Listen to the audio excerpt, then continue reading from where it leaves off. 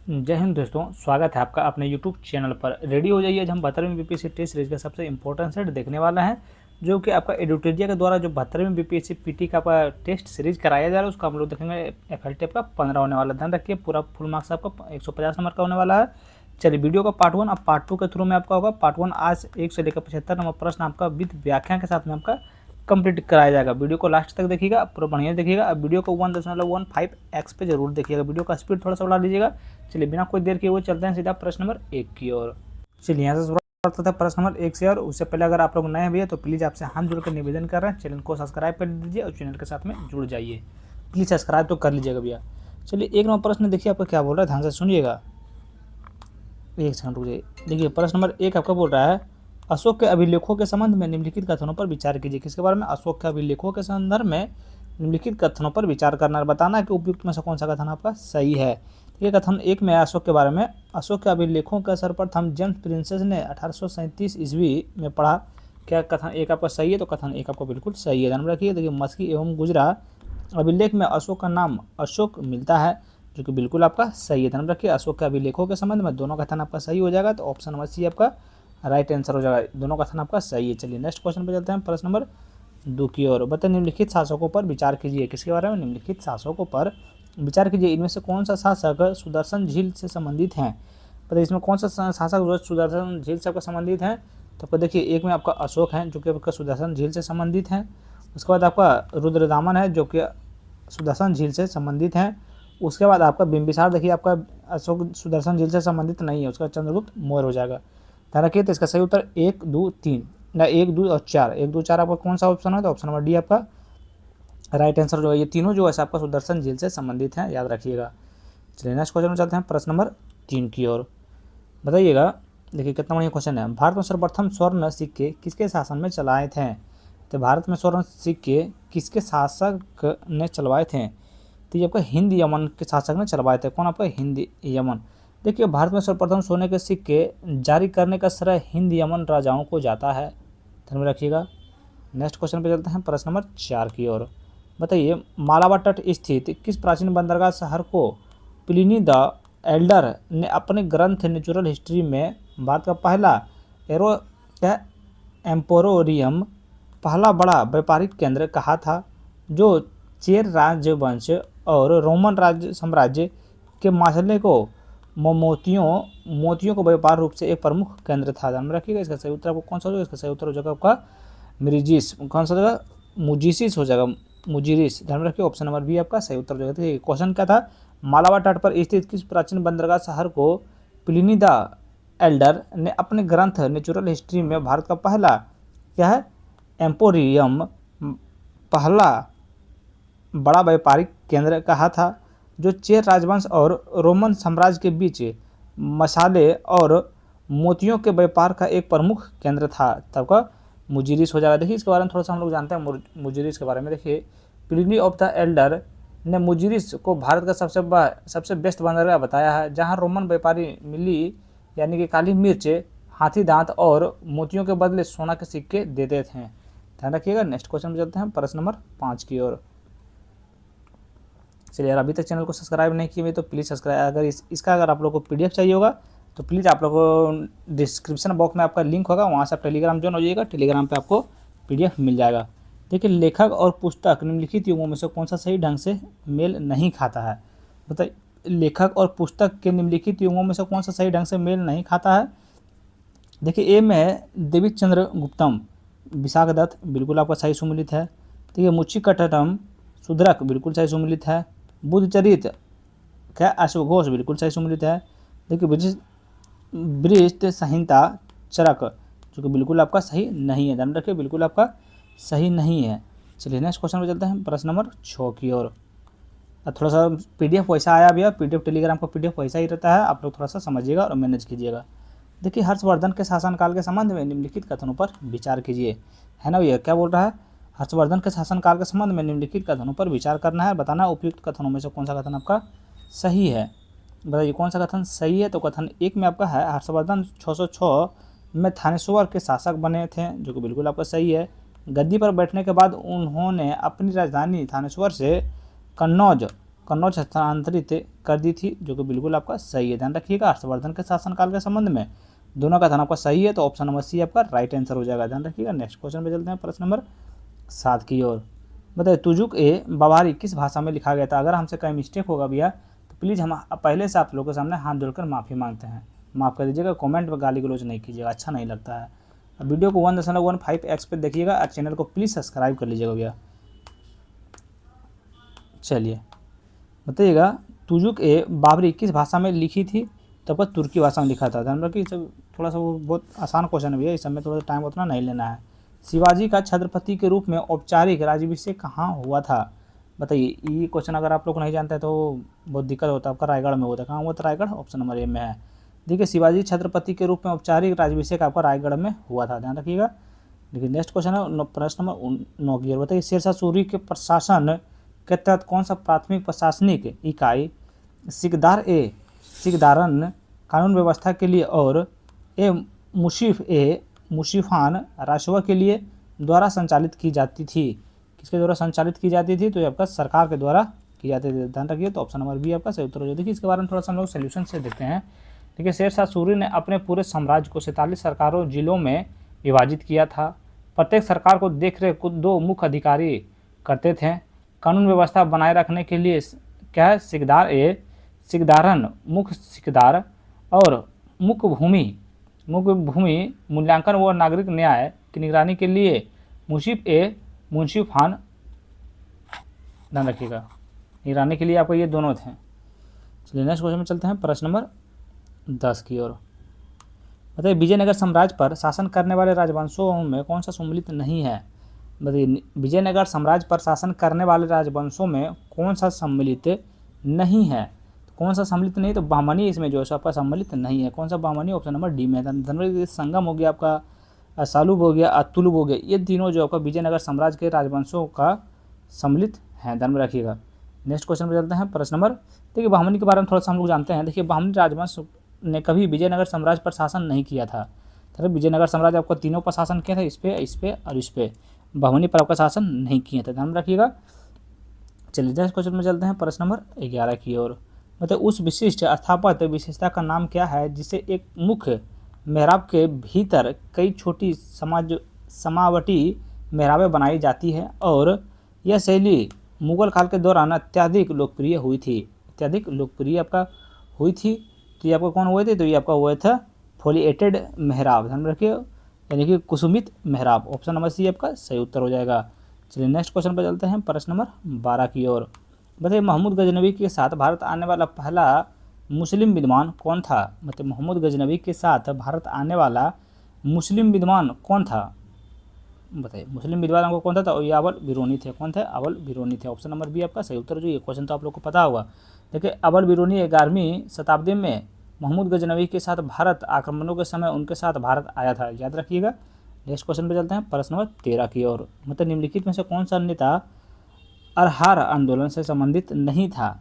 निम्नलिखित में से कौन सा नेता अरहार आंदोलन से संबंधित नहीं था? तो कौन आपका सम्मिलित नहीं थे? तो ये जो है मोहम्मद अली जिन्ना जो है इनसे आपका संबंधित नहीं थे। ध्यान रखिएगा। देखिए अरहार आंदोलन का उदय 1910 में एक उग्र राष्ट्रवादी मुस्लिम आंदोलन के रूप में हुआ था।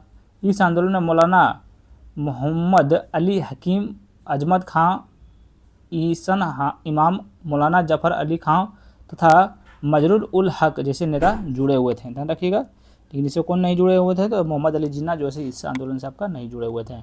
चलिए नेक्स्ट क्वेश्चन पर चलते हैं, प्रश्न नंबर 14 की ओर। बताइए प्रारंभिक अपनी बेसिक व्यापार के संदर्भ में दादनी व्यवस्था जिसे 1750 के दशक में ईस्ट इंडिया कंपनी का समाप्त कर दिया था, मुख्य रूप से किससे संबंधित थी? तो मुख्य रूप से आपका किससे संबंधित थी? तो मुख्य रूप से आपका जो है सो अग्रिम भुगतान पर आधारित वस्त्र कर व्यवस्था जिससे स्थानीय स्वतंत्रता व्यापारी बुनकरों से वस्त्र प्राप्त करने के लिए मददस्थ के रूप में कार्य करते थे। ध्यान रखिएगा। तो ऑप्शन नंबर बी आपका सही उत्तर हो जाएगा। नेक्स्ट क्वेश्चन पे चलते हैं, प्रश्न नंबर 15 की ओर।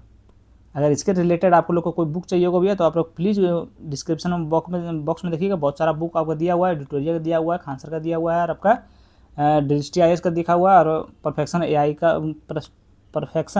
IAS का भी आपका किताब दिया हुआ है। सब 72वीं BPSC का किताब है। आप लोग कोई भी एक किताब को ऑनलाइन कर लीजिएगा और उसके बाद आप लोग उसको सेट लगा लीजिएगा। बताइए लेक्स लोकी अधिनियम 1850 का प्रमुख कानूनी प्रावधान क्या था? बताइए लेक्स लोकी अधिनियम 1850 का प्रमुख कानूनी प्रावधान क्या था? तो कानूनी प्रावधान था आपका, इसमें धर्म परिवर्तन करने वाले ईसाइयों को पैतृक संपत्ति में उत्तराधिकारी का अधिकार प्रदान किया, भले ही पारंपरिक व्यक्तिगत कानून इसके विपरीत हो। ध्यान रखिएगा। तो ऑप्शन नंबर बी आपका सही उत्तर हो जाएगा। एक बार थोड़ा सा आप लोग खुद इस पर ध्यान दीजिएगा और पढ़ लीजिएगा। चलिए अगला 16 नंबर प्रश्न बताइएगा। देखिए कितना बढ़िया क्वेश्चन है। सहमति आयु अधिनियम 1891 जिसे बालिकाओं के लिए सहमति की आयु 10 वर्ष से बढ़ाकर 12 वर्ष कर दी, सबसे प्रबल राष्ट्रवादी विरोधी किस नेता ने किया था? बताइए सबसे प्रबल राष्ट्रवादी विरोध किस नेता ने किया था? तो ये आपका बाल गंगाधर तिलक किए थे। ध्यान रखिए बाल गंगाधर तिलक। इसके बारे में थोड़ा सा हम लोग जानते हैं। देखिए सहमति आयु अधिनियम 1891 द्वारा बालिकाओं के लिए सहमति की आयु 10 वर्ष से बढ़ाकर 12 वर्ष कर दी गई। इस अधिनियम के समर्थन क्या बेहराम मर्जी, मालावारी और महादेव गोविंद राणे जैसे समाज सुधारकों ने किया। इसका मानना था कि बालिकाओं को शोषण से बचने की दिशा में आवश्यक कदम है। और बाल गंगाधर तिलक ने इस अधिनियम का सबसे प्रबल विरोध राष्ट्रवादी विरोध किया था। याद रखिएगा। नेक्स्ट क्वेश्चन चलते हैं प्रश्न नंबर 17 की ओर। बताइए देसाई लियाकत समझौता 1945 का मुख्य प्रावधान क्या था? बताइए देसाई लियाकत समझौता 1945 का मुख्य कारण क्या था? तो केंद्रीय कार्य क्या है? इसका सही उत्तर हो जाता है केंद्रीय कार्यकारिणी परिषद में कांग्रेस और मुस्लिम लीग को समान प्रतिनिधित्व देना। ध्यान रखिएगा। तो ऑप्शन नंबर ए आपका सही उत्तर हो जाएगा। नेक्स्ट क्वेश्चन पर चलते हैं प्रश्न नंबर, मेरे बात पे ध्यान रखिएगा भैया। अरे चैनल को सब्सक्राइब कर लीजिए। चलिए भैया चैनल बॉक्स पहले सब्सक्राइब कीजिएगा। तो चैनल बॉक्स सब्सक्राइब नहीं करते हैं, सब देख के चल जाते हैं। बताइए हज़ार आदमी देख लेते हैं मेरा सेट को, लेकिन उसमें सब्सक्राइब मात्र 2-3 करते हैं, बाकी आप 998 को वैसे देख के चले जाते हैं। देखिए 1856 में अवध का विलय कुशासन के आधार पर किस ब्रिटिश गवर्नर जनरल ने किया? तो 1856 में अवध का विलय कुशासन के आधार पर किस ब्रिटिश गवर्नर जनरल ने किया था? देखिए किस ब्रिटिश गवर्नर, तो आपका लॉर्ड डलहौजी ने किया था। कहाँ लॉर्ड डलहौजी? तो आपका ऑप्शन नंबर बी में है। ये क्वेश्चन आपको बहुत ईजी है। ये सब क्वेश्चन तो हर बार आप लोग को पढ़वे करते होंगे। देखिए लॉर्ड वेलेस्ली ने 1801 में अवध के सहायक समिति के अंतर्गत लाया था, किंतु फरवरी 1856 में लॉर्ड डलहौजी ने अवध पर औपचारिक विलय किया था। ध्यान रखिएगा। नेक्स्ट क्वेश्चन पे आते हैं प्रश्न नंबर 19 की ओर। मतलब ताना भगत आंदोलन जो बाद में प्रख्यात महात्मा गांधी के असहयोग आंदोलन से जुड़ गया, बिहार छोटा नागपुर किस जनजाति के बीच प्रारंभ हुआ था? मतलब ताना भगत आंदोलन जो बाद में पूर्णतः महात्मा गांधी के असहयोग आंदोलन से जुड़ गया, बिहार या फिर छोटा नागपुर किस जनजाति के बीच प्रारंभ हुआ था? तो ये आपका उरांव जनजाति के बीच में आपका प्रारंभ हुआ था। ध्यान रखिएगा। तो ऑप्शन नंबर बी आपका सही उत्तर हो जाएगा। चलिए ठीक है, इसके बारे में थोड़ा सा हम लोग जानते हैं किसी ताना भगत के बारे में। तो ये ताना भगत आंदोलन की शुरुआत 1914 में उरांव जनजाति के बीच की थी। यह आंदोलन प्रारंभ में धार्मिक एवं सामाजिक सुधार आंदोलन था। ताना भगत में औपनिवेशिक करों, जमींदारों के शोषण तथा न्यायपूर्ति निधियां का विरोध किया। ध्यान रखिएगा। बाद में यह आंदोलन महात्मा गांधी के सत्याग्रह और असहयोग आंदोलन को पूर्णतः जुड़ गया और अहिंसा और सत्य के सिद्धांतों को अपनाया था। याद रखिएगा। इसका पूरा सोल्यूशन बता दिए हैं। अगर एक बार फिर से सुनना हो तो एक बार वीडियो 5 सेकंड के लिए पीछे कीजिए, एक बार फिर से सुन लीजिएगा। चलिए नेक्स्ट क्वेश्चन चलते हैं। बताइए 1878 में कोलकाता में वर्किंग मेंस मिशन की स्थापना किसने की थी, जिसने भारत में श्रमिक कल्याण और श्रमिक पत्रिका के प्रारंभ अवधूतों में से एक माना जाता है? क्या माना जाता है? दोनों में से एक आपका माना जाता है। तो आपका देखिए शशिपाद बनर्जी किया था। कौन किया था? आपका शशिपाद बनर्जी। देखिए क्वेश्चन क्या था, क्वेश्चन पे ध्यान दीजिए। क्वेश्चन पे ध्यान नहीं दीजिएगा तो मज़ा नहीं आएगा। 1878 में कोलकाता में वर्किंग मेंस मिशन की स्थापना किसने की थी, जिन्होंने भारत में श्रमिक कल्याण और श्रमिक पत्रिका के प्रारंभ अवधूतों में से एक माना जाता है? तो आपका शशिपाद बनर्जी किए थे। ध्यान रखिए। देखिए इसके बारे में थोड़ा हम लोग जानते हैं। देखिए शशिपाद बनर्जी 1878 में वर्किंग मेंस मिशन की स्थापना की थी। उन्होंने 1874 में श्रमजीवी नामक पत्रिका का प्रकाशन प्रारंभ किया, जिसके उद्देश्य में श्रमिक वर्ग को शिक्षित, जागरूकता और संगठित करना था। ध्यान रखिएगा। नेक्स्ट क्वेश्चन पे चलते हैं प्रश्न नंबर 21 की ओर। चलिए हम लोग को क्या करना है, मिलान करना है। सूची 1 में क्या दिया हुआ, सूची 1 है, सूची 2 से मिलान करना है। सूची 1 में आपका पुस्तक या पत्रिका या पुस्तक या पत्रिका हो गया, और ये सारा आपका लेखक होगा। बताइए दशेर कथा, दशेर कथा के आपका लेखक कौन है? दशेर कथा का लेखक आपका हो जाएगा कौन होगा, रखाराम गणेश, ये हो जाएगा। बताइएगा आपका इंडियन अनरेस्ट, इंडियन अनरेस्ट के आपका लेखक कौन है? तो आपका वेलेंटाइन चिरोल है, ध्यान में रखिएगा। बताइए the economics history of India, लेखक इनके कौन है? तो इसका देखिए रमेश चंद्र दत्त हैं, ध्यान रखिएगा। देखिए प्रोफेसर ब्रिटिश इंडिया, इसका आपका लेखक कौन है? तो आपका विलियम डिग्बी है, ध्यान रखिएगा। तो इसका सही उत्तर आपको कौन सा हो जाएगा? तो ऑप्शन नंबर ए आपका राइट आंसर हो जाएगा। याद करते जाइएगा, वीडियो देखने से नहीं होगा, इसको थोड़ा सा याद करते जाइएगा और आप लोग सेट खुद से लगाइएगा, दिखेगा कि आपका कितना नंबर आ रहा है नहीं आ रहा, आप इस चीज़ पर ध्यान रखिएगा। ठीक है, निम्नलिखित घटनाओं को कालानुक्रम में व्यवस्थित कीजिए। किसके बारे में? निम्नलिखित घटना दिया हुआ है, कालानुक्रम में व्यवस्थित करना। पहला कौन सा हुआ था, ये आप लोग को बताना है। देखिए पहला था वो हुआ था ब्रिटिश सरकार द्वारा सामान्य आयोग की नियुक्ति, ये आपका पहला हुआ था, ध्यान रखिए। 4 आपका हो गया, 1 में हो गया, ध्यान रखिएगा। उसके बाद आपका हो जाएगा, ध्यान रखिएगा, कौन सा नेहरू रिपोर्ट को प्रस्तुत किया जाना, ये आपका दूसरा हो जाएगा। अभी हम बताते हैं कि आपका कब कब हुआ था, ध्यान रखिएगा। उसके बाद आपका कौन सा हुआ था, उसके बाद आपका हो गया था, ध्यान में रखिएगा, देखिए मोहम्मद अली जिन्ना द्वारा 14 सूत्र प्रस्तुत करना, ये आपका हो जाएगा तीसरा, ध्यान में रखिएगा, तीसरा हो जाएगा। और ये आपका हो जाएगा वायसराय लॉर्ड इरविन द्वारा दीपावली घोषणा के माध्यम से अधिराज्य का दर्जा देने की घोषणा, यह ध्यान रखिए, ये आपका चौथा हो जाएगा। क्या हो जाएगा आपका? चौथा हो जाएगा। चलिए पहला देखिए, अब नवंबर 1927 में ब्रिटिश सरकार ने सामान्य आयोग की नियुक्ति की, जिसमें से भी भारतीय सदस्य शामिल नहीं था, जिसके कारण पूरे देश में यह व्यापक रूप से विरोध हुआ था। इसके बारे में हम लोग देखे थे। उसके बाद आपका हो जाएगा कौन सा, देखिए अगस्त 1928 में मोतीलाल नेहरू की अध्यक्षता वाली समिति नेहरू रिपोर्ट की प्रस्तुत की, जिसने भारत के एक संवैधानिक ढांचे का प्रस्तुत दिया था, ध्यान रखिएगा। आपको 2 के बारे में बताए थे। अब उसके बाद 3 के बारे में बताते हैं, इसके बारे में 3 कहाँ, तो आपको मोहम्मद अली जिन्ना के बारे में। देखिए मार्च 1929 में मोहम्मद अली जिन्ना ने नेहरू रिपोर्ट का विरोध करते हुए अपने प्रसिद्ध 14 सूत्र प्रस्तुत किए, जिनका उद्देश्य मुसलमानों को राजनीतिक अधिकारों की सुरक्षा करना था। उसके बाद आपका 4 में हो जाएगा लास्ट में आपका वायसराय लॉर्ड इरविन दीपावली की घोषणा के माध्यम से। देखिए 31 अक्टूबर 1929 में लॉर्ड इरविन ने दीपावली घोषणा जारी कर कहा कि भारत के संवैधानिक प्रगति का स्वाभाविक लक्ष्य अधिराज्य का दर्जा प्राप्त करना है। ध्यान रखिएगा, इसके सबके बारे में बता दी हैं। अगर आप लोग को फिर से सुनना तो फिर से वो वीडियो पीछे करके सुन लीजिएगा, बहुत बढ़िया क्वेश्चन था और बहुत बढ़िया डिफिनेशन से कराया गया। अगर आप लोग को नहीं समझ में आ रहा है तो समझ लीजिएगा आप ये बिहार दरोगा या बिहार पुलिस का सेट आप लोग नहीं देख रहे हैं, ये आपको बीपीएससी का सेट देख रहे हैं। देखिए 1919 में जलियांवाला बाग हत्याकांड की जाँच के लिए ब्रिटिश सरकार ने किस आयोग समिति का नियुक्त की थी? तो 1919 जलियांवाला बाग हत्याकांड की जाँच के लिए ब्रिटिश सरकार ने किस आयोग या समिति की नियुक्ति की थी? तो ये आपका हंटर समिति का आपको नियुक्ति किए थे। किसका किए थे? तो आपका हंटर समिति का आपको नियुक्ति किए थे, ध्यान रखिएगा। नेक्स्ट क्वेश्चन पे आते हैं, प्रश्न नंबर 24 की ओर। कितना? प्रश्न नंबर 24 की ओर। बताइएगा 1930 के सविनय अवज्ञा आंदोलन के दौरान तिरुचिरापल्ली से देववेदारण्यम तक निकली हुई एक प्रसिद्ध नमक सत्याग्रह यात्रा का नेतृत्व किसने किया था? तो इसका नेतृत्व आपको किसने किया था? तो आपको सी राजगोपालचारी किए थे। कौन किए थे? आपको सी राजगोपालचारी किए थे।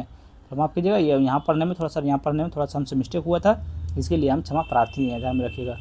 नेक्स्ट क्वेश्चन पर चलते हैं, प्रश्न नंबर 25 की ओर। बताइए अभी तक चैनल को सब्सक्राइब किए हैं कि नहीं किए हैं भैया? सच सच बताइएगा। आपका भाई इतना मेहनत कर रहा है लेकिन आप थोड़ा सा एक सपोर्ट नहीं दिखा सकते हैं भैया? बताइए 1945 के शिमला सम्मेलन जिसे वायसराय लॉर्ड वेवेल ने बुलाया था कि विफल होने का मुख्य कारण क्या था? तो 1945 के शिमला सम्मेलन जिसे वायसराय लॉर्ड वेवेल ने बुलाया था कि विफल होने का मुख्य कारण क्या था? इनका विफल होने का आपका मुख्य कारण क्या था? तो आपका फिरोज शाह कोटला मैदान दिल्ली, ध्यान में रखिएगा। तो ऑप्शन नंबर सी आपका बिल्कुल सही उत्तर हो जाएगा। चलिए नहीं, एक सेकंड रुकिए, इसका सही उत्तर कौन सा हो जाएगा? तो इसका सही उत्तर आपका हो जाएगा, ध्यान में रखिए। देखिए मोहम्मद अली जिन्ना का यह आग्रह कार्यकारिणी परिषद के सभी मुस्लिम सदस्यों का नामांकन केवल मुस्लिम लीग ही करेगी, ये आपको बिल्कुल सही उत्तर हो जाएगा, ध्यान रखिएगा। देखिए इसके बारे में थोड़ा सा हम लोग फिर से सुनना पड़ेगा, ध्यान से हम लोग को पढ़ना पड़ेगा। देखिए लॉर्ड वेवेल ने एक नई कार्यकारिणी परिषद का गठन का प्रस्ताव रखा, जिससे हिंदुओं और मुसलमानों को लगभग समान प्रतिनिधित्व दिया जाना था।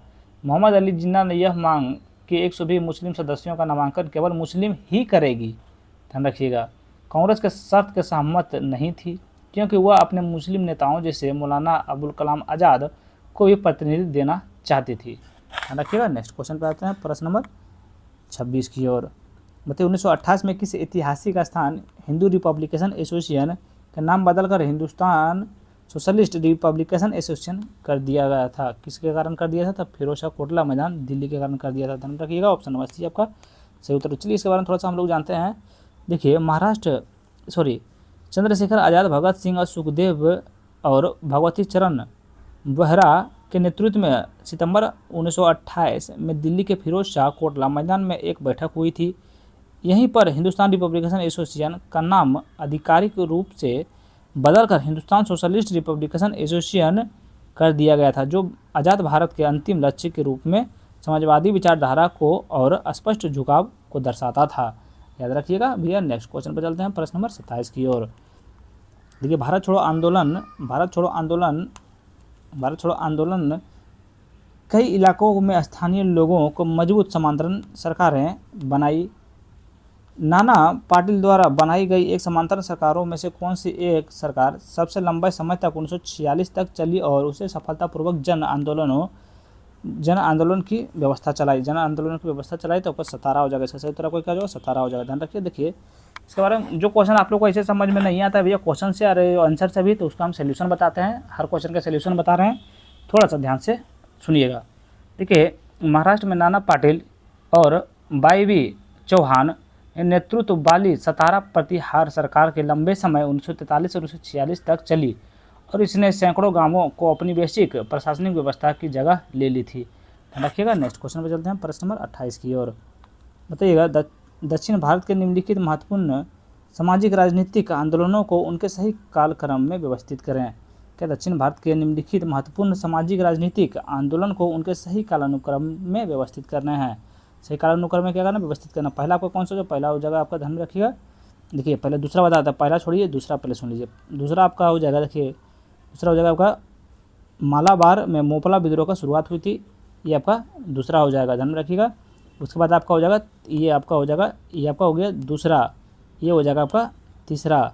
छुआछूत के खिलाफ मंदिर के सड़क पर आने जाने की अनुमति के लिए वाईकोम सत्याग्रह की शुरुआत, ये आपका हो गया आपका दूसरा, ये हो गया आपका तीसरा। आगे चलिए देखते हैं पहला और दूसरा।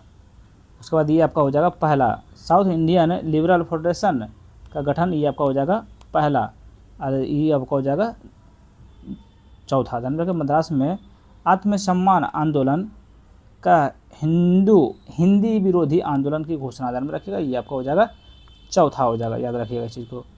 चलिए इसका सही उत्तर कौन सा हो जाएगा? तो ऑप्शन नंबर आपका कौन सा हो जाएगा बताइए जल्दी। इसका सही उत्तर आपका ऑप्शन नंबर ए हो जाएगा, याद रखिएगा। थोड़ा सा क्वेश्चन में थोड़ा सा मिस्टेक हुआ था भैया, तो मिस्टेक कुछ नहीं हुआ था, लेकिन थोड़ा सा पढ़ने में दिक्कत हुआ, समझाने में थोड़ा सा हमको दिक्कत हुआ था, बस यही चीज़ है।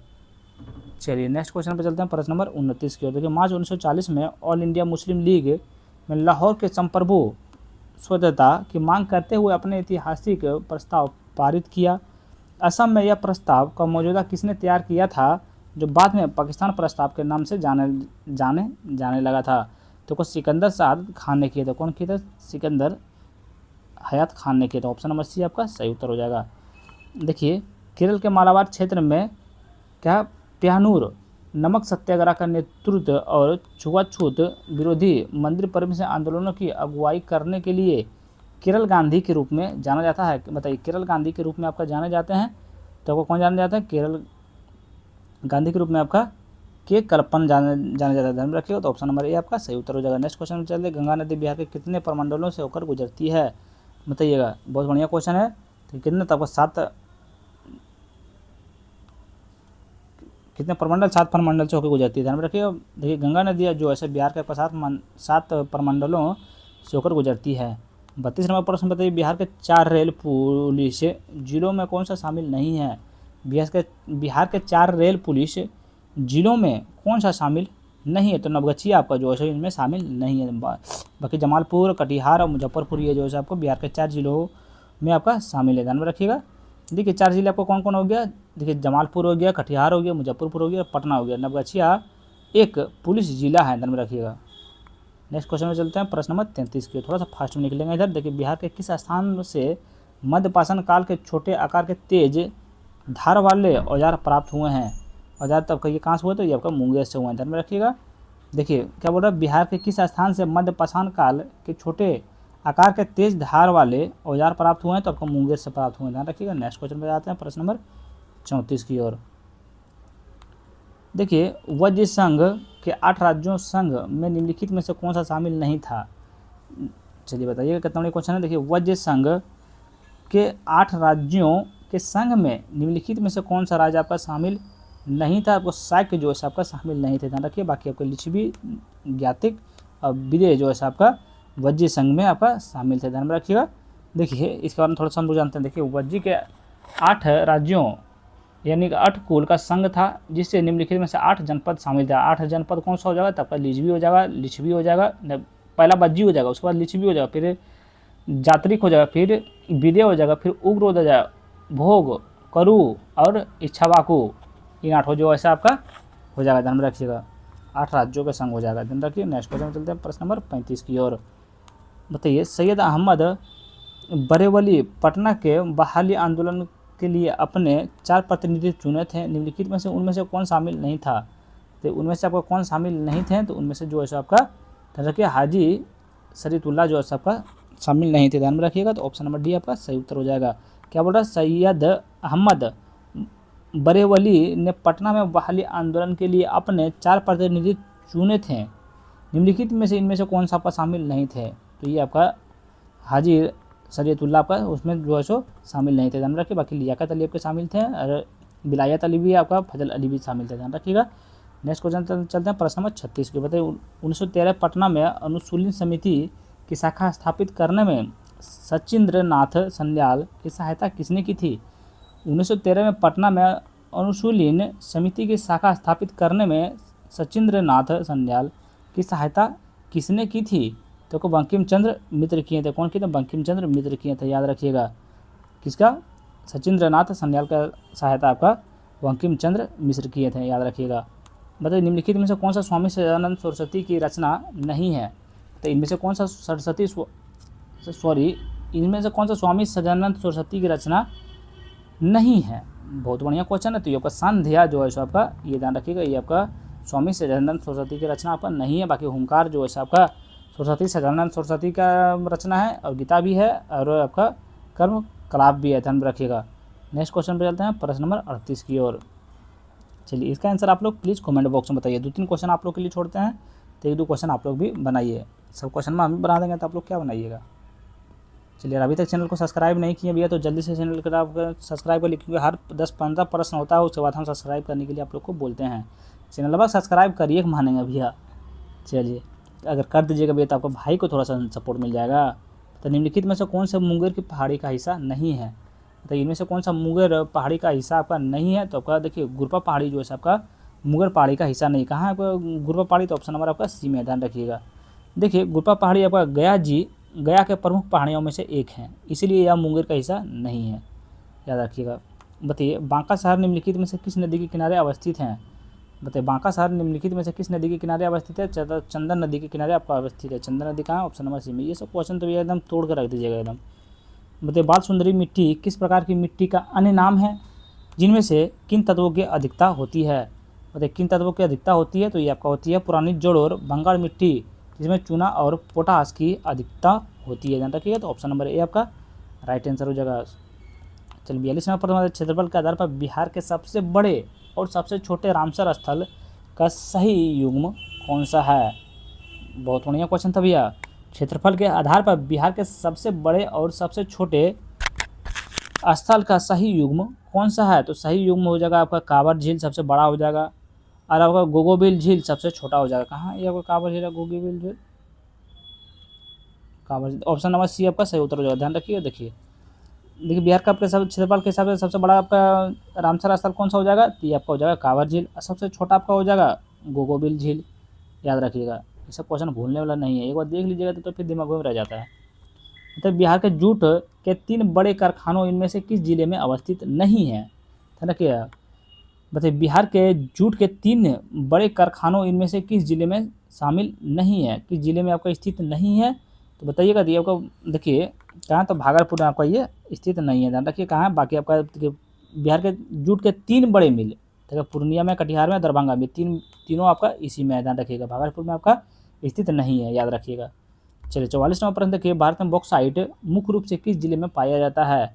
तो भारत में बॉक्साइट मुख्य रूप से किस जिले में पाया जाता है, तो आपका मुंगेर में पाया जाता है, ध्यान रखिए। बहुत इजी क्वेश्चन है भैया ये सब। तो ये बिहार विधानसभा में आंग्ल भारतीय समुदाय के लिए आरक्षित सीटों की संविधान संशोधन अधिनियम के द्वारा निरस्त कर दिया गया था। क्या बोल रहा है क्वेश्चन, बिहार विधानसभा में आंग्ल भारतीय समुदाय के लिए आरक्षित सीट को किस संविधान संशोधन अधिनियम द्वारा निरस्त कर दिया गया था। तो ये आपका 104 में संविधान संशोधन अधिनियम के तहत इसको जो है आपका निरस्त कर दिया था, ध्यान में रखिएगा। कौन सा, 104 में संविधान संशोधन अधिनियम के तहत, ध्यान रखिए। नेक्स्ट क्वेश्चन में चलते हैं प्रश्न नंबर 46 की ओर। बताइए बिहार नगर पालिका संशोधन अधिनियम 2022 के संबंध में निम्नलिखित कथनों पर विचार कीजिए। किसके बारे में, बिहार नगर पालिका संशोधन अधिनियम 1922 के संबंध में निम्नलिखित कथनों पर विचार कीजिए। तो बताइए कि उपयुक्त में से कौन सा कथन आपका सही है, कौन सा कथन आपका इसमें से सही है। कथन 1 में आपका इसने मुख्य पार्षद यानी कि मेयर का उप पार्षद के पदों के लिए जनता द्वारा प्रत्यक्ष चुनाव प्रणाली लागू करने के लिए मूल बिहार नगर पालिका अधिनियम 2007 में संशोधन किया, जो कि बिल्कुल आपका सही है।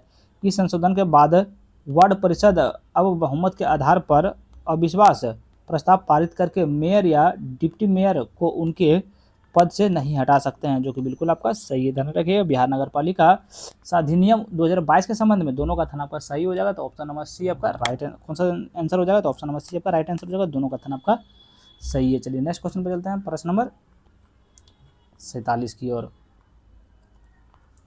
तो बिहार के विभूतियों और उनके भारत रत्न मिलने के वर्ष के संबंध में निम्नलिखित में से कौन सा सुमेलित गलत है। तो किसको मतलब कि आपका बिहार के विभूति हो गया और उनको भारत रत्न मिलने के संबंध में कौन सा आपका गलत सुमेलित है, ये आप लोग बताना है। क्या करना है, बताना है। देखिए 1 में आपका है डॉक्टर राजेंद्र प्रसाद, क्या इनको भारत रत्न 1962 में मिला है, तो बिल्कुल आपको 1962 में मिला है। ये सारा आपका बिहार के विभूतियों हो गए। जयप्रकाश नारायण 1999 में, ये ध्यान रखिएगा, बिल्कुल आपका 1999 में इनको भारत रत्न मिला है। बिस्मिल्लाह खान 1998 में, ये आपका बिल्कुल गलत है। कर्पूरी ठाकुर 2024 में आपका जो है सो भारत रत्न मिला, बिल्कुल सही है। देखिए बिस्मिल्लाह खान 1998 में इनको आपका नहीं मिला था। बताइए बिस्मिल्लाह खान को कब मिला था, तो देखिए बिस्मिल्लाह खान को आपका जो है सो, ठीक है, सुप्रसिद्ध शहनाई वादक बिस्मिल्लाह खान को भारत रत्न वर्ष 2001 में प्रदान किया गया था, ना कि 1998 में। कब, 2001 में। यहाँ काट दीजिएगा, यहाँ लिख दीजिएगा 2001 में इनको मिला था। चलिए नेक्स्ट क्वेश्चन पे चलते हैं, प्रश्न नंबर 48 की ओर। बताइए सर्वोच्च न्यायालय के प्रथम बिहारी मुख्य न्यायाधीश कौन थे। क्वेश्चन क्या था, सर्वोच्च न्यायालय के प्रथम बिहारी मुख्य न्यायाधीश कौन थे, तो का मुचिलिंद झील को जो भुवनेश्वर प्रसाद सिन्हा थे। कौन से, भुवनेश्वर प्रसाद सिन्हा थे, ध्यान रखिएगा, थोड़ा सा मिस्टेक हो गया था, तो ऑप्शन नंबर ए आपका सही उत्तर हो जाएगा। देखिए भुवनेश्वर प्रसाद सिन्हा ने सर्वोच्च न्यायालय में सेवा देने वाले प्रथम बिहारी मुख्य न्यायाधीश थे, याद रखिएगा। चलिए नेक्स्ट क्वेश्चन चलते हैं, प्रश्न नंबर 49 की। तो निम्नलिखित में से कौन सा झील और जिला सुमेलित गलत है, बताइएगा। निम्नलिखित में से कौन सा झील और जिला का सुमेलित गलत है। बहुत बढ़िया क्वेश्चन है। देखिए 1 में आपका घोड़ा कटोरा झील नालंदा को काट ही नहीं सकता, बिल्कुल सही है, कल हम पढ़े हैं। अनुपम झील कैमूर, बिल्कुल आपका सही है। देखिए क्या है, मुचलिंद झील मुंगेर, ये आपका बिल्कुल सही सुमेलित नहीं है। देखिए मुचलिंद झील वास्तव में आपका बोध गया जी में स्थित है, ना कि आपको मुंगेर में है। आपको कहाँ है, तो आपका यहाँ गया जी में है। कहाँ, तो गया जी में है, ध्यान रखिएगा। बताइए नागी झील जमुई, बिल्कुल आपका सही है, जमुई है, जहाँ से हम लोग रहते हैं वो आपका जमुई में है, ध्यान रखिएगा। नेक्स्ट क्वेश्चन देखिए 50वां प्रश्न। देखिए पुनपुन नदी बिहार के किस राज्य से किस जिले में प्रवेश करती है। बताइए पुनपुन नदी बिहार राज्य में किस जिले से प्रवेश करती है, तो औरंगाबाद जिले से आपका प्रवेश करती है, ध्यान रखिएगा। ये सब भैया वन लाइनर क्वेश्चन, ये सब को छोड़ना नहीं, ये सब क्या क्वेश्चन है भैया ये सब। पंचायती राज समितियों और उनके मुख्य सिफारिशों का निम्नलिखित में से कौन सा जोड़ा गलत है। क्या करना है, कौन सा जोड़ा आपका गलत है, ये आप लोग को बताना। पंचायती राज समितियों और उनके मुख्य सिफारिशों का निम्नलिखित में से कौन सा जोड़ा आपका गलत है, बताइएगा। कौन सा जोड़ा आपका गलत है, कि ए में है बलवंत राय मेहता समिति 1957 3 स्तरीय पंचायती राज प्रणाली की स्थापना, बिल्कुल आपका सही है। अशोक मेहता समिति 1972 भू स्तरीय पंचायती राज प्रणाली की स्थापना, ये बिल्कुल आपका सही है, ध्यान रखिएगा। देखिए थोड़ा सा छोटा करना पड़ेगा। जीवी के राव समिति 1985 पंचायत राज को संवैधानिक दर्जा देने की सिफारिश, बिल्कुल आपका बिल्कुल सही, सम्मिलित नहीं है। इसमें बोल भी रहा था कौन सा आपको जोड़ा, सम्मिलित नहीं है। देखिए एल.एम. सिंघवी समिति 1986 पंचायतों के संवैधानिक मान्यता देने की सिफारिश, बिल्कुल आपका सही है। चलिए इसका सही उत्तर आप लोग बताइए, सी का आपका सही उत्तर क्या हो जाएगा। चलिए इसका सही उत्तर आप लोग कमेंट बॉक्स में बताइए। चलिए हम ही बता देते हैं, आप लोग सुनना होगा तो। देखिए पंचायतों को संवैधानिक दर्जा का प्रबल सिफारिश एल.एम. सिंघवी समिति 1986 द्वारा की गई थी। किसके द्वारा, देखिए अभी ना हम बताए हैं 1986 के द्वारा किया गया था। कब, 1986 के द्वारा। फिर से हम बोलते हैं भैया, फिर से ध्यान से सुनिएगा। देखिए पंचायत को संवैधानिक दर्जा देने की प्रबल सिफारिश एल.एम. सिंघवी, कौन, एल.एम. सिंघवी, यहाँ देखिए इसको काटिएगा, यहाँ लिख दीजिएगा एल.एम. सिंघवी समिति 1986 द्वारा की गई थी, ध्यान रखिएगा। नेक्स्ट क्वेश्चन में चलते हैं, प्रश्न नंबर 52 की। बताइए 44वें संविधान संशोधन अधिनियम 1978 के संबंध में निम्नलिखित में से कौन सा कथन आपका गलत है। मतलब 44वें संविधान संशोधन अधिनियम 1978 के संबंध में निम्नलिखित में से कौन सा कथन आपका गलत बोल रहा है, ध्यान रखिएगा। इसमें आजकल आप बहुत चेंज हो गया है, आप सब लोग सही बोलते हैं, लेकिन अब नहीं, अब ऐसा नहीं है, आपको गलत चुनना है। बताइए इसमें गलत कौन सा। देखिए इसने राष्ट्रीय आपातकाल की घोषित करने के लिए आंतरिक अशांति शब्द का सशस्त्र विद्रोह में बदल दिया, जो कि बिल्कुल आपका ये तो सही है, गलत नहीं है, ये सही आपका है। इसमें लोकसभा और राज्य विधानसभाओं के मूल कार्यकाल को वापस 5 वर्ष कर दिया, तो ये भी तो आपको बिल्कुल सही है इसमें, लेकिन गलत पूछ रहा है आपको, गलत कौन सा है। तो इनमें से स्पष्ट रूप से कहा कि संपत्ति के अधिकार अनुच्छेद 31 को मौलिक अधिकारों की सूची से नहीं हटाया जा सकता, जो कि बिल्कुल आपका गलत है। इसके बारे में थोड़ा सा भी हम सही उत्तर इसका बताएंगे, ध्यान रखिएगा। देखिए पहले बता देते हैं इसका सही उत्तर आपका क्या हो जाएगा, ऑप्शन सी का आपका सही उत्तर, ध्यान से सुनिएगा। देखिए यह कथन गलत है, क्योंकि 44वें संशोधन के इसके ठीक विपरीत किया था। इसने संपत्ति के अधिकार को मौलिक अधिकारों की सूची अनुच्छेद 31 से हटा दिया और इसे संविधान के भाग 12 में अनुच्छेद 301 के तहत एक कानूनी संवैधानिक अधिकार बना दिया था, ध्यान रखिएगा। डी में देखिए इसने प्रावधान किया कि अनुच्छेद 20 और 21 गारंटीकृत मौलिक अधिकारों को आपातकाल के दौरान भी निलंबित नहीं किया जा सकता, जो कि बिल्कुल आपका सही है, ध्यान रखिएगा। सी का हम जो अभी सोल्यूशन बताए भी है, थोड़ा सा आप लोग एक बार उसको देख लीजिएगा। सही है, सही है, सॉरी आपका दूध आपका गलत है, सी। आप लोग फिर से वीडियो थोड़ा सा पीछे कीजिएगा और उसके बारे में थोड़ा सा फिर से सुन लीजिएगा। ये भारतीय संघवाद विविधता में एकता को बढ़ावा देने के लिए निम्नलिखित में से किस संस्थानों की आवश्यकता माना जाता है। बताइए कितना बढ़िया क्वेश्चन है। भारतीय संघवाद में विविधता की एकता को बढ़ावा देने के लिए निम्नलिखित में से किन संस्थानों की आवश्यक माना जाता है, किन संस्थानों को आवश्यक माना जाता है, तो उपयुक्त सभी को माना जाता है। ध्यान रखिए इससे तो ऑप्शन नंबर डी हो जाएगा, उपयुक्त सभी को माना जाता है। देखिए अंतर राज्य परिषदों की राष्ट्रीय विकास परिषद, ये भी आपका सही है। वित्त आयोग और क्षेत्रीय परिषद बिल्कुल सही है।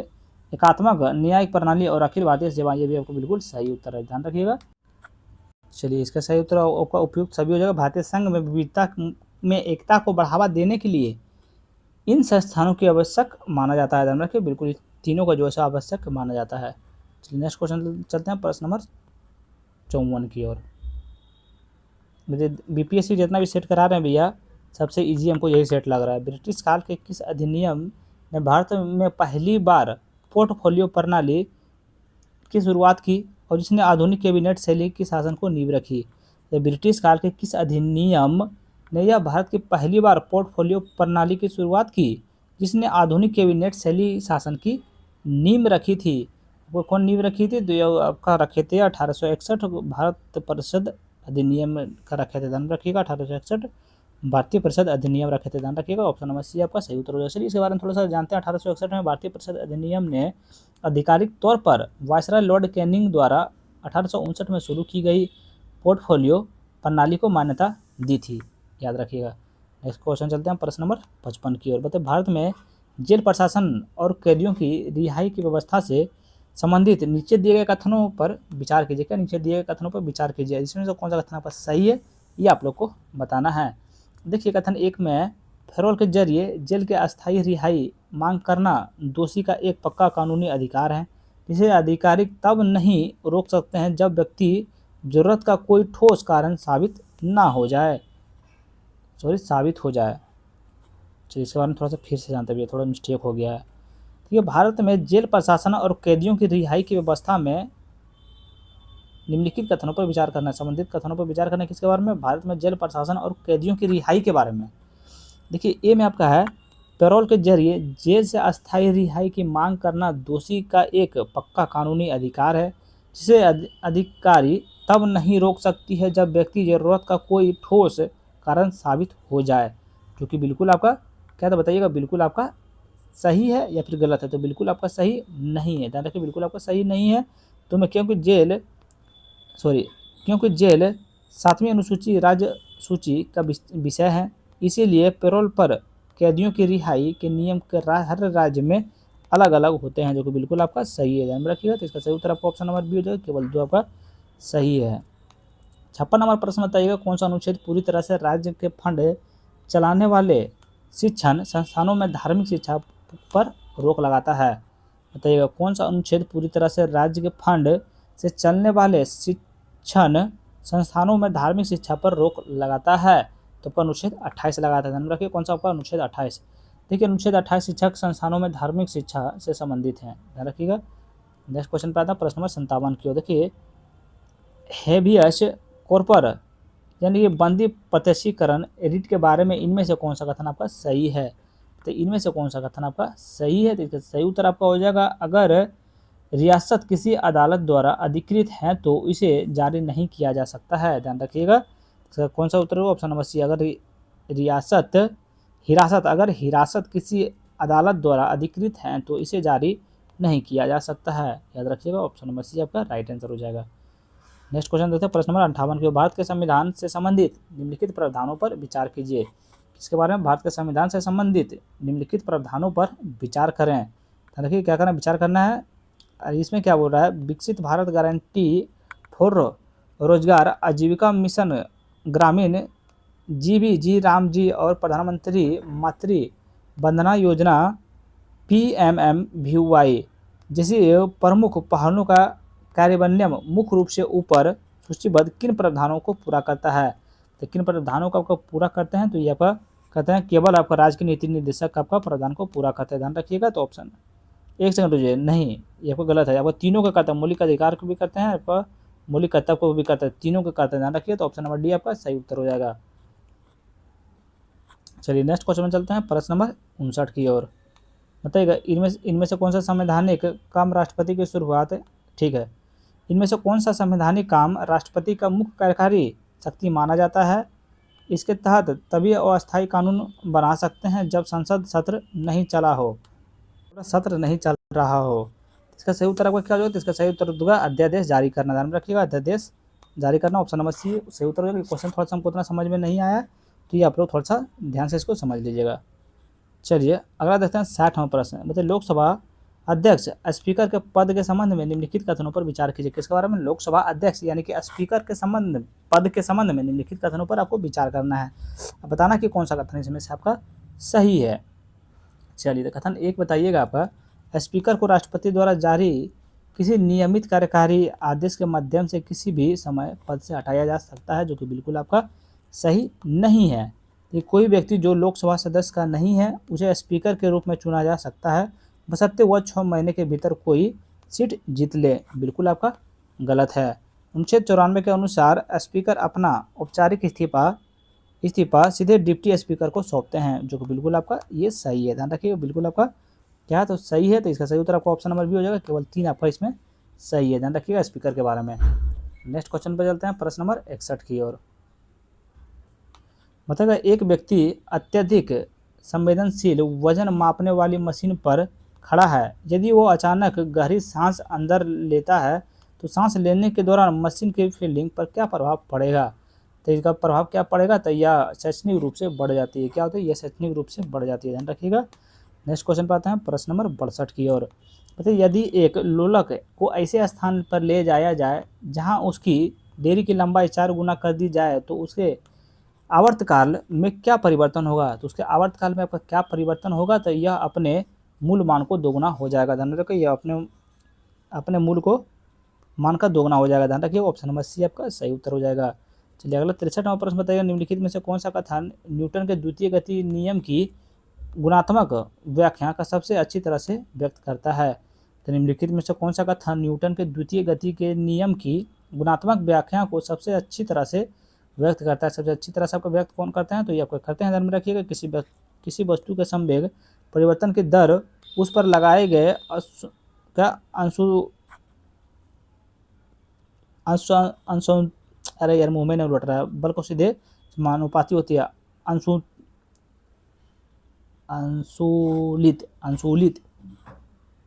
असंतुलित।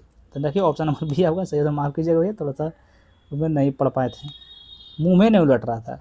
तो निम्न में से किस स्थिति में किसी वस्तु का जड़त्व आघूर्ण महत्वपूर्ण होता है। तो निम्नलिखित में से किस स्थिति में किसी वस्तु का जड़त्व आघूर्ण और महत्वपूर्ण होता है। तो किस स्थिति में आपका ये होते हैं, तो ध्यान रखिएगा ये आपका होता है जैसे जब गति गुणात्मक होता है। ध्यान में रखिए गुणात्मक होता है। ध्यान में रखिए जब गति कहाँ तक गति आपका गुणात्मक होता है। ध्यान रखिएगा। तो ऑप्शन नंबर ए आपका सही उत्तर हो जाएगा। नेक्स्ट क्वेश्चन पे चलते हैं, प्रश्न नंबर 65 की ओर। देखिए कथन एक है कारण कथन एक में क्या, अधिक ऊंचाई वाले स्थानों पर जल क्वथनांक बढ़ जाता है। क्या आपका अभी कथन एक सही है, तो आप बिल्कुल सही नहीं है। जैसे जैसे हम अधिक ऊंचाई पर जाते हैं वायुमंडलीय दाब कम हो जाता है, ये आपका बिल्कुल सही है। ध्यान रखिएगा। तो ए आपका गलत है, आर आपका सही है, यानी ऑप्शन नंबर डी आपका सही उत्तर हो जाएगा। चलिए नेक्स्ट क्वेश्चन पे चलते हैं, प्रश्न नंबर 66 की ओर। बताइए उष्मा स्थानांतरण और तापमिति के संबंध में निम्नलिखित कथनों पर विचार कीजिए। किसके बारे में, उष्मा स्थानांतरण और तापमिति के संबंध में निम्नलिखित कथनों पर विचार कीजिए। बताइए कि कौन सा कथन आपका इसमें से सही है। कथन एक में आपका है, पूर्ण निर्वात कक्ष लटका हुआ गर्म जल के से भरा एक बूंद धातु का पात्र केवल ऊष्मीय विकिरण के माध्यम से ही ऊष्मा खो सकता है, जो कि बिल्कुल आपका सही है।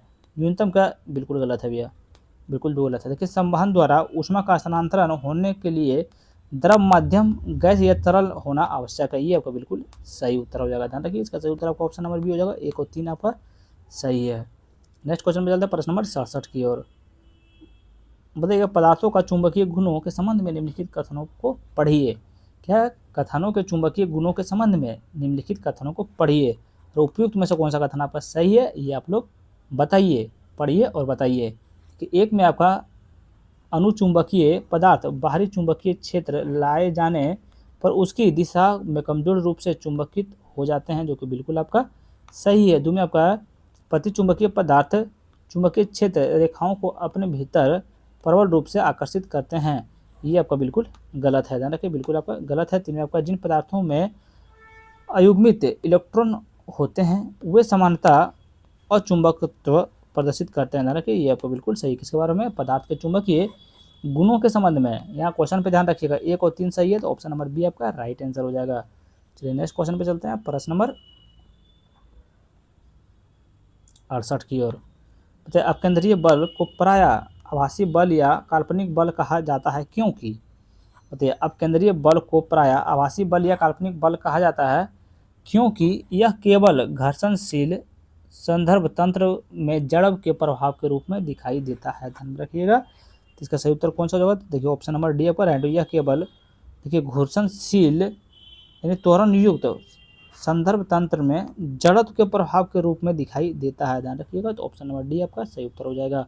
अगला नंबर प्रश्न बताइएगा, निम्नलिखित उपकरणों का ऊर्जा रूपांतरण के साथ मिलान कीजिए। उपकरण है और ऊर्जा रूपांतरण है। चलिए मिलान करना है तो मिलान करते हैं। देखिए पहला हो जाएगा विद्युत मोटर। विद्युत मोटर का ऊर्जा रूपांतरण क्या हो जाएगा, तो आपका हो जाएगा विद्युत यांत्रिक हो जाएगा। बताइए डायनेमो का आपका ऊर्जा रूपांतरण करना आपका क्या हो जाएगा, तो आपका हो जाएगा यांत्रिक से विद्युत। ध्यान रखिए विद्युत सेल का आपका क्या हो जाएगा, विद्युत सेल का आपका हो जाएगा। ध्यान रखिएगा बिना आंसर देखे वो मिलान करना है। आंसर देखे मिलान कीजिएगा फिर तो मज़ा नहीं आएगा भैया। तो आपका रासायनिक से विद्युत में हो जाएगा। ध्यान रखिए सौर सेल का आपका ऊर्जा रूपांतरण आपका क्या हो जाएगा, तो आपका प्रकाश से विद्युत में हो जाएगा। ध्यान रखिएगा इसका सही उत्तर आपका ऑप्शन नंबर डी आपका राइट आंसर हो जाएगा।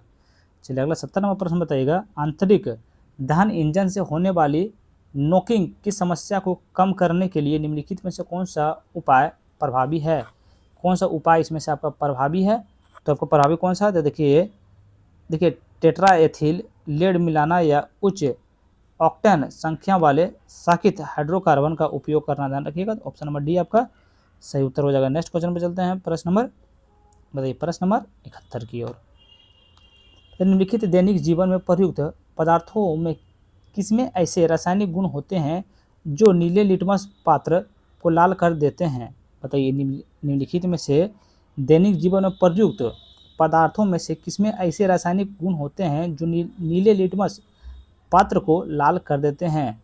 तो कोई लाल कौन कर देता है? आपका सिरका जो है सबका नीले लिटमस को लाल कर देते हैं। ध्यान रखिए, कौन आपका सिरका करते हैं, याद रखिएगा। बताइए 72 नंबर प्रश्न, निम्नलिखित में से किसका उपयोग खाद्य परीक्षक के रूप में किया जाता है? तो आपका सोडियम बोजोएंट का जो है सबका खाद्य परीक्षक के रूप में किया जाता है। ध्यान रखिए, किसको बोल रहे थे? कैल्शियम फास्फोरेट नहीं, सोडियम का बाइकार्बोनेट नहीं, सोडियम बोजोएट। ध्यान रखिए, ऑप्शन नंबर ए आपका सही उत्तर हो जाएगा। देखिए, सोडियम बोजोएट का उपयोग करके खाद्य परीक्षक के रूप में किया जाता है। ध्यान रखिएगा। नेक्स्ट क्वेश्चन पर आते हैं, प्रश्न नंबर 73 की ओर। जल में विद्युत कैल्शियम एवं मैग्नीशियम में सल्फेट के कारण उत्पन्न अस्थायी कठोरता को उबलने से दूर नहीं किया जा सकता है। इसे हटाने के लिए सामान्यतः निम्नलिखित में से किसका उपयोग किया जाता है? तो इसमें हटाने का किसका उपयोग किया जाता है? जियोलाइट का उपयोग किया जाता है। ध्यान रखिएगा, ऑप्शन नंबर बी आपका सही उत्तर हो जाएगा। नेक्स्ट क्वेश्चन में चलते हैं, प्रश्न नंबर 74 की ओर। तो पदार्थ के संबंध में निम्नलिखित कथनों पर विचार कीजिए। किसके बारे में? पदार्थ के संबंध में निम्नलिखित कथनों पर विचार कीजिए, बताइए कि कौन सा कथन आपका सही है। कौन सा कथन आपका सही है? तो कथन एक में आपका है, ऊर्ध्वापातन वह प्रक्रिया है जिससे कोई पदार्थ गैसीय से सीधे ठोस परिवर्तन हो जाता है बिना द्रव अवस्था में आए। बिल्कुल गलत है। स्पष्टीकरण क्या? स्पष्टीकरण क्रिस्टलीकरण एक भौतिक परिवर्तन है जिसका उपयोग ठोस पदार्थों को शुद्ध करने के लिए किया जाता है। ये आपका बिल्कुल सही है। ध्यान रखिए, तो ऑप्शन नंबर बी आपका सही उत्तर हो जाएगा। ध्यान रखिए, केवल 2 आपका सही है। नेक्स्ट क्वेश्चन पे चलते हैं, प्रश्न नंबर 75 की नंबर। देखिए, धातुओं को असमान भौतिक गुणों के संबंध में निम्नलिखित कथनों पर विचार कीजिए। किसके बारे में? धातुओं के सामान्य भौतिक गुणों के संबंध में निम्नलिखित कथनों पर विचार कीजिए। और कौन सा कथन इसमें आपका सही है, ये आप लोग को बताना है। देखिए, एक में है, धातुओं समानता ऊष्मा एवं विद्युत उत्कृष्ट सुचालक होती है, जो कि बिल्कुल आपका गलत है।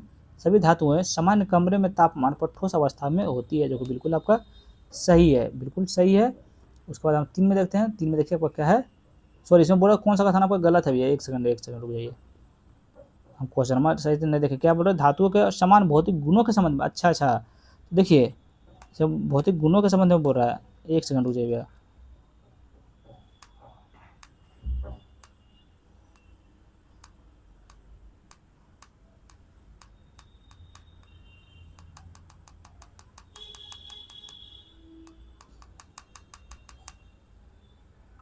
एक आपका सही है, एक आपका जो है बिल्कुल सही। धातुओं समान ऊष्मा एवं विद्युत उत्कृष्ट सुचालक होती है, बिल्कुल सही है। 2 गलत है और 3 भी आपका बिल्कुल गलत है। ध्यान रखिएगा, 3 भी आपका भी गलत है। इसका सही उत्तर कौन सा होगा? ऑप्शन नंबर ए हो जाएगा। केवल 1 आपका सही है। सॉरी, कौन सा गलत है भैया? तो 2 और 3 आपका गलत है। 2 और 3 आपका ऑप्शन नंबर बी हो जाएगा। ध्यान रखिएगा। वीडियो हो गई समाप्त। अगर आप लोग को अच्छा लगा हो भैया तो like, comment, share and subscribe जरूर करें। Thank you so much. जाते जाते भी चैनल को सब्सक्राइब करते जाइएगा।